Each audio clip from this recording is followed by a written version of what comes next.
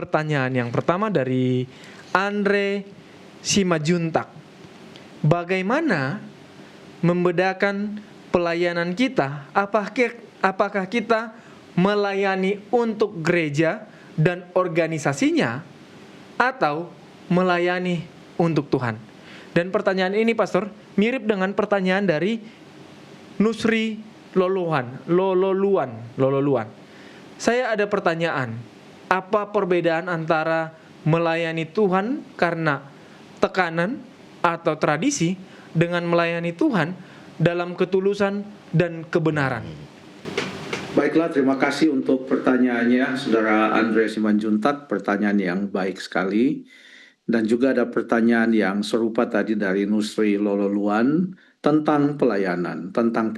Apakah kita bisa mempertentangkan antara melayani Tuhan dengan melayani jemaat atau melayani gereja?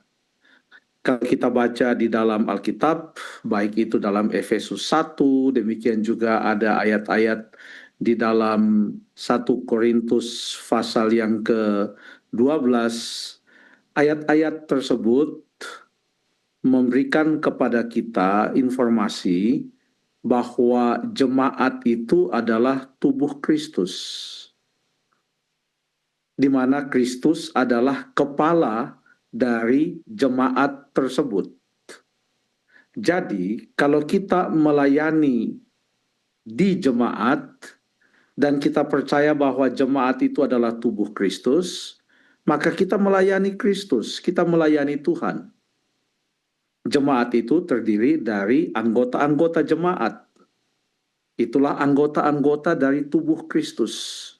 Untuk siapa Kristus sudah mati, untuk menebus mereka. Mereka adalah umat-umat Tuhan. Bila mana kita melayani mereka, maka kita melayani Tuhan. Kalau kita melayani sesama manusia juga, kita melayani Tuhan. Contohnya di dalam Matius pasal yang ke-25. Itu ada satu perumpamaan tentang apa yang terjadi pada waktu Tuhan Yesus datang. Ini perumpamaan cukup panjang. Saya hanya mau bawa kita secara sekilas saja. Mulai dari ayat yang ke-31 sampai ayat yang ke-46, di mana ada dua golongan manusia pada saat itu. Mereka yang diselamatkan dan mereka yang tidak diselamatkan, mereka yang dihukum. Apa yang membedakan kedua kelompok ini? Yang membedakan kedua kelompok ini adalah mereka melayani. Kelompok yang diselamatkan adalah mereka yang melayani, yang tidak diselamatkan adalah mereka yang tidak melayani. Contohnya, Tuhan Yesus katakan dalam ayat 34 dan ayat 35, tolong dibacakan. Matius 25 ayat 34 dan 35. Dan raja itu akan berkata kepada mereka yang di sebelah kanannya, "Mari, hai kamu yang diberkati oleh Bapa-Ku, terimalah kerajaan yang telah disediakan bagimu sejak dunia dijadikan. Sebab ketika aku lapar, kamu memberi aku makan, ketika aku haus, kamu memberi aku minum, ketika aku seorang asing, kamu memberi aku tumpangan." Ayat 36, lalu baca sampai ayat yang ke-40. Ayat yang ke-36. Ketika aku telanjang, kamu memberi aku pakaian, ketika aku sakit, kamu melawat aku, ketika aku dalam penjara, kamu mengunjungi aku. Maka orang-orang benar itu akan menjawab dia, katanya, "Tuhan, bila manakah kami melihat engkau lapar dan kami memberi engkau makan, atau haus dan kami memberi engkau minum? Bila manakah kami melihat engkau sebagai orang asing dan kami memberi engkau tumpangan, atau telanjang dan kami memberi engkau pakaian? Bila manakah kami melihat engkau sakit atau dalam penjara dan kami mengunjungi engkau?" Dan raja itu akan menjawab mereka, Aku berkata kepadamu, sesungguhnya segala sesuatu yang kamu lakukan untuk salah seorang dari saudaraku yang paling hina ini, kamu telah melakukannya untuk aku. Kalau kamu melakukan untuk mereka, berarti kamu melakukan untuk aku. Kalau kamu melayani mereka, berarti kamu melayani aku. Itu bahkan untuk konteks di luar jemaat. Apalagi di dalam jemaat yang adalah tubuh Kristus. Jadi kalau kita melayani di jemaat, dengan berbagai macam bentuk pelayanan yang ada di jemaat, memimpin, lalu kemudian menolong, lalu kemudian kita mengambil bahagian untuk mengajar, atau kita mengambil bahagian untuk menyanyikan lagu-lagu pujian, kita mendoakan orang yang sakit, kita melawat orang yang sakit di dalam jemaat, maka kita melayani Tuhan. Jadi jangan kita mempertentangkan antara melayani di jemaat dan melayani Tuhan. Ya. Jadi perbedaan antara melayani Tuhan karena tekanan tradisi dengan melayani Tuhan dengan ketulusan dan kebenaran. Jadi ini konteksnya melayani Tuhan, entah itu melayani Tuhan di dalam jemaat ataupun dengan menolong sesama manusia. Tapi apa yang kita lakukan, apa yang membedakan pelayanan karena tertekan atau kita mendapatkan tekanan atau hanya secara formalitas, dan melayani karena ketulusan. Masih di dalam Matius pasal yang ke-25, perumpamaan yang sebelumnya dari yang tadi. Kali ini adalah perumpamaan tentang talenta, mulai dari ayat yang ke-14 pasal 25. Itu ada seorang tuan yang akan mengadakan perjalanan yang jauh, lalu dia mempercayakan hartanya kepada hamba-hambanya. Ada 3 orang di sini. Ada yang menerima 5 talenta, ada yang menerima 2 talenta, ada yang menerima 1 talenta, masing-masing sesuai dengan kesanggupan mereka. Itu kata ayat yang ke-15. Lalu kemudian apa yang dilakukan oleh hamba-hamba ini? Tolong dibacakan ayat yang ke-16 sampai ayat yang ke-18. Ayat yang ke-16, segera pergilah hamba yang menerima 5 talenta itu, ia menjalankan uang itu lalu beroleh laba 5 talenta. Hamba-hamba yang menerima 2 talenta itu pun berbuat demikian juga dan berlaba 2 talenta. Tetapi hamba yang menerima 1 talenta itu pergi dan menggali lubang di dalam tanah, lalu menyembunyikan uang tuannya. Terima kasih. Ada perbedaan di sini. 2 hamba yang menerima 5 talenta dan yang menerima 2 talenta. Alkitab katakan mereka begitu tuannya itu berangkat, maka segera mereka pergi untuk menjalankan talenta tersebut sehingga mereka mendapatkan keuntungan. Dan mereka lakukan itu setelah tuannya pergi. Mereka tidak perlu diawasi oleh tuan mereka. Mereka melakukan itu dengan dorongan kasih dan tanggung jawab kepada tuannya. Mereka tidak perlu ditekan oleh tuan mereka untuk melakukan hal itu. Dan mereka melakukan hal itu bukan karena tekanan, bukan karena ada paksaan, tetapi mereka melakukan itu dengan suka hati. Beda dengan hamba yang menerima hanya 1 talenta.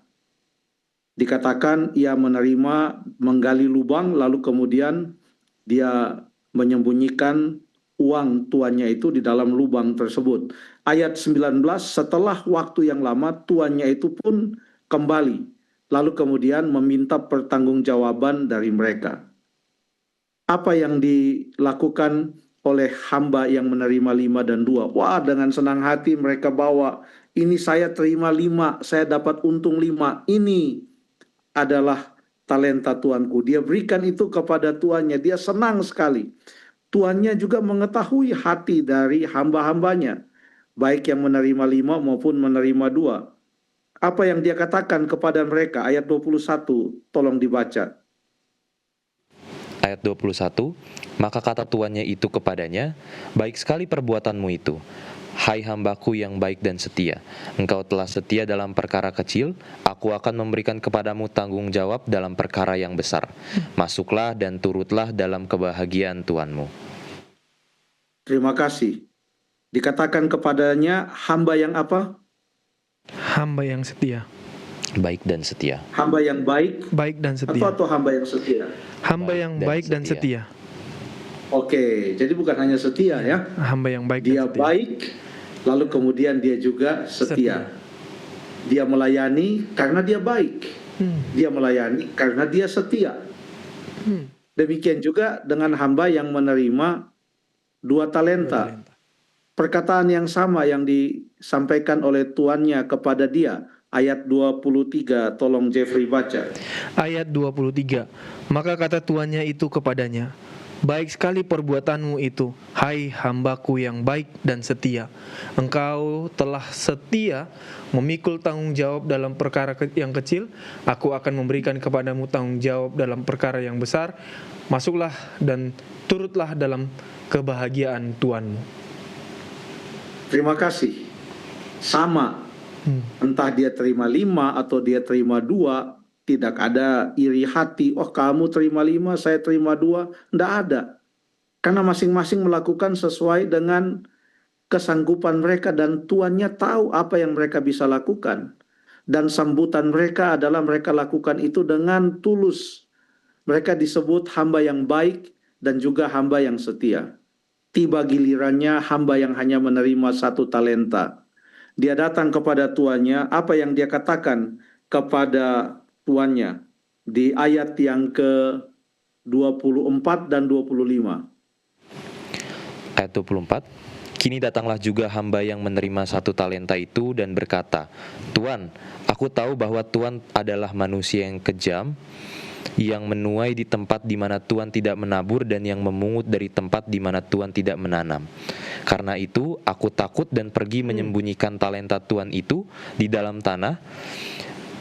Ini terimalah kepunyaan Tuan. Terima kasih. Dia tidak cemburu kepada yang terima 5 dan menerima 2 talenta. Tapi kenapa dia tidak menjalankan talenta itu sama seperti yang dilakukan oleh 2 hamba yang lain? Karena dia punya persepsi tentang tuannya itu sudah salah. Dia katakan tuannya itu tuan yang kejam, katanya. Jadi pada waktu dia melayani, dia berpikir, untuk apa saya melayani? Saya melayani orang yang kejam.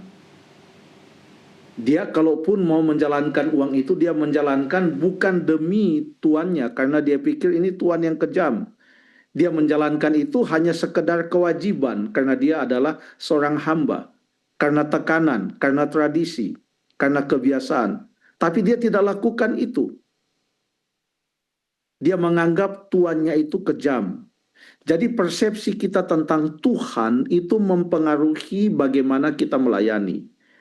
Kalau kita mengakui bahwa Allah itu baik, kalau kita mengakui bahwa Allah itu setia, kalau kita mengakui bahwa Allah itu mengasihi kita, maka kita akan melayani Dia bukan karena tekanan, bukan karena tradisi, bukan karena paksaan, tapi karena kita mengasihi Dia dalam ketulusan dan dalam kebenaran, seperti pertanyaan saudara Nusri.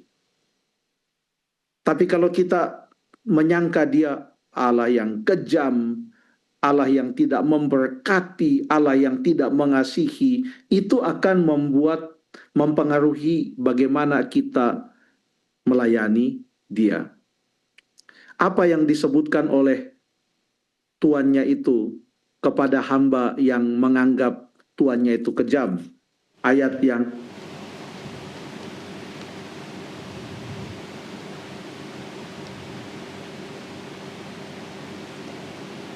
ya langsung dibaca. Kebetulan saya punya Alkitab. Oh, oke, pendeta. Ayat yang Bukan ke dia. Ya. Ayat 26, Ya, tolong ayat dibaca. 26. Maka jawab Tuhan itu, hai kamu hamba yang jahat dan malas. Jadi kamu sudah tahu bahwa aku menuai di tempat di mana aku tidak menabur dan memungut dari tempat di mana aku tidak menanam. Karena itu, Ya, terima kasih. Oke. Cukup sampai di situ. Jadi untuk dua hamba yang pertama, mereka disebut hamba yang baik, Baik dan dan hamba setia. yang setia. Bukan saja karena apa yang mereka telah lakukan, tapi karena cara mereka melihat Tuhan mereka, penilaian mereka terhadap Tuhan mereka. Itu menjadikan mereka hamba yang baik dan hamba yang setia.